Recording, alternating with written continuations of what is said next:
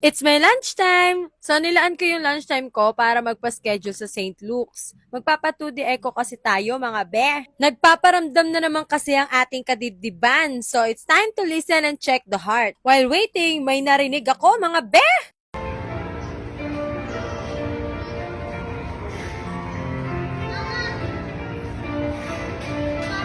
May nagpapiano ng The Prayer.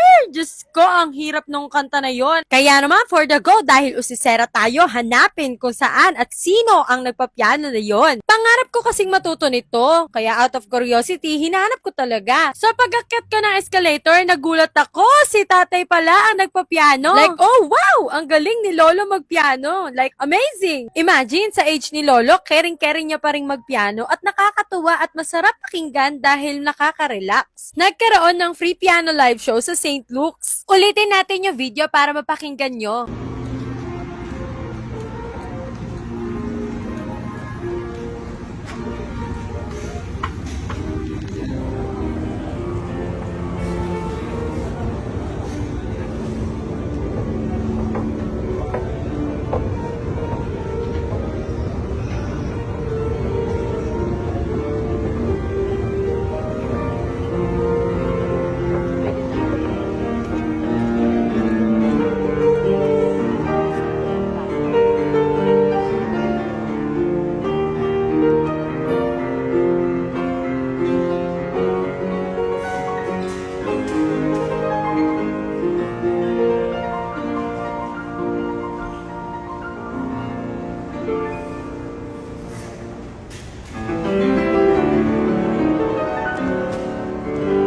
Diba? Ang talented ni Lolo. Believe talaga ako sa mga nagpapiano dahil para sa akin, sila yung most passionate musicians. At for me, sa state ni Lolo, hindi judgmental Hindi ko kasi alam kung may sakit ba siya or may sinamahan na siya sa ospital. Pero para sa akin, the good thing is kahit may sakit siya or what, hindi siya nagpapalamon sa lungkot. Instead, ginagawa niya pa rin kung ano yung nagpapasaya at passion niya. Ika nga parang ito na yata yung therapy or medicine niya. After ko panoorin si Lolo, bumaba na ako, baka kasi natawag na yung number ko. Bumalik ako sa couch to wait, at bumalik ako ng relax, good mood, at nasaya dahil sa music ni Lolo. Thank you, Lolo! So yun lang, bye!